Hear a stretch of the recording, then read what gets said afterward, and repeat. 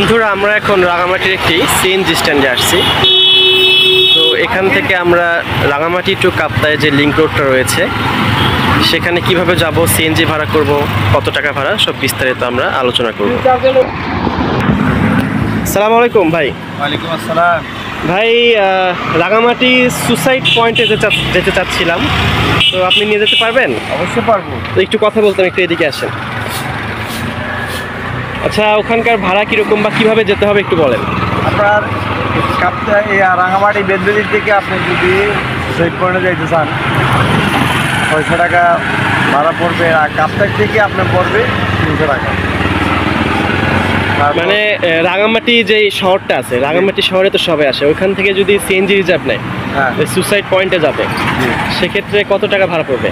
সেক্ষেত্রে প্লাস আপনি হচ্ছে রাঙামাটি থেকে কাপ্তাই যে রাস্তাটা আছে পুরো রাস্তাটা ঘুরে দেখাবেন, যে দর্শনীয় জায়গাগুলো আছে সবগুলো ঘুরে দেখাবেন।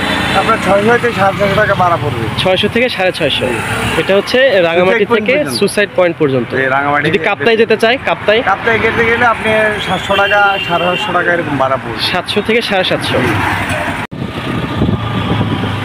বন্ধুরা, আমরা এখন রাঙামাটি থেকে সুইসাইড পয়েন্টের উদ্দেশ্যে রওনা করেছি।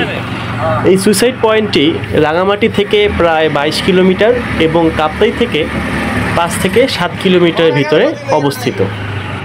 আপনারা যারা রাঙামাটি ভ্রমণের জন্য আসেন, তো রাঙামাটির পাহাড়ি সৌন্দর্যগুলো উপভোগ করার জন্য আপনাদেরকে অবশ্যই রাঙামাটি টু কাপ্তাই যে লিংক রোডটি রয়েছে এই রাস্তাটি ভ্রমণ করতে হবে। আমরা এখন সুইসাইড পয়েন্টের দিকে যাচ্ছি, কিন্তু রাঙামাটি থেকে যখন আপনি রওনা দেবেন, এক পাশে পাহাড়ি সৌন্দর্য আর অন্য পাশে এশিয়া মহাদেশের বৃহত্তম কাপ্তাই লেকের সৌন্দর্য উপভোগ করতে পারবেন। রাঙামাটি থেকে সুইসাইড পয়েন্টে যাওয়ার পথেই একই সাথে আপনারা আসাম বস্তি, I love Rangamati, Bouddha Bihar, suicide point, Bargi lake ইত্যাদি নানান ধরনের নান্দনিক রিসোর্ট এবং বিভিন্ন দর্শনীয় স্থানগুলো উপভোগ করতে পারবেন।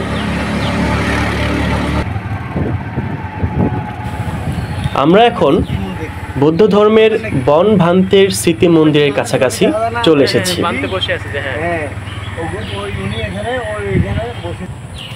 বন্ধুরা, দেখতে পাচ্ছেন কাপ্তাই লেকের মাঝখানে একটি স্তম্ভ দেখা যাচ্ছে। তো এটির অনেক ইতিহাস রয়েছে। মন্দিরটির অবস্থান প্রথমে এখানে ছিল, কিন্তু কাপ্তাই লেকের পানির কারণে মন্দিরটি পানির নিচে তলিয়ে যায়। পরবর্তীতে তা এখানে স্থানান্তরিত করা হয়।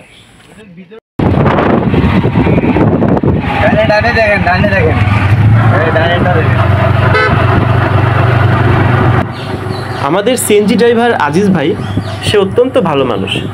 সে আমাদেরকে কোথায় কি দর্শনীয় স্থানগুলো রয়েছে সবগুলোই ঘুরে ঘুরে দেখাচ্ছেন। আজিজ ভাইয়ের মোবাইল নাম্বারটি আমি ভিডিও শুরুতেই দিয়ে দিয়েছি। প্রয়োজন হলে সিএনজির জন্য আপনারা আজিজ ভাইয়ের সাথে যোগাযোগ করতে পারেন। রাস্তার দুই পাশেই অসংখ্য নান্দনিক রিসোর্টগুলো তৈরি করা হয়েছে। সোশ্যাল মিডিয়াতে রাঙামাটির যে ভাইরাল রিসোর্টগুলো দেখা যায় তার বেশিরভাগই এই রাস্তার দুই পাশে অবস্থিত। এই রিসোর্টগুলো থেকে আপনারা পাহাড়ি সৌন্দর্য এবং একই সাথে কাপ্তাই লেকের অপরূপ সৌন্দর্যগুলো উপভোগ করতে পারবেন। বন্ধুরা, বলতে বলতেই আমরা আরও একটি ভিউ পয়েন্টে চলে এসেছি। এই ভিউ পয়েন্টটি রাঙামাটিতে ব্যাপকভাবে ভাইরাল হয়েছে। সবসময় এই জায়গাটিতে দর্শনার্থীদের ভিড় লেগেই থাকে। তো আসুন বন্ধুরা, আপনাদেরকে এই জায়গাটিও ঘুরে দেখাই।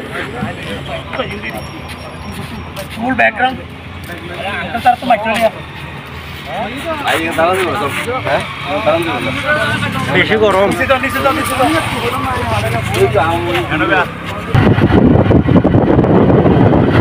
আমরা এখন সুইসাইড পয়েন্টের অনেকটা কাছাকাছি চলে এসেছি। সুসাইড পয়েন্ট হওয়ার নাম কারণ কি? এখান থেকে সুসাইড করে নাকি? এখান থেকে সুসাইড পয়েন্ট দিয়েছে পর্যটকরা, নাম দিয়েছে সুসাইড পয়েন্ট। না, অনেক গভীর তো, যে উঁচা পাহাড়, এখান থেকে যদি কেউ পড়ে মারা যাবে না মনে হয়, আবার মারা যাইতেও পারে। অনেক নিচে, এখানে কত ফুট হবে এটা? অবস্থা কিছু না, মারা যাওয়ার সম্ভাবনা বেশি। মারা যাওয়ার সম্ভাবনা বেশি। না এখান থেকে যদি কেউ পড়ে ডাইরেক্ট গড়ায় গড়ায় তো শেষ।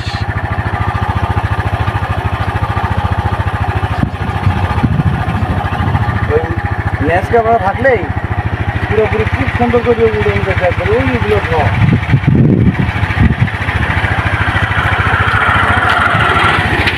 সুসাইড পয়েন্ট, আপনার জানার মতো কেউ সুসাইড করছিল এখানে?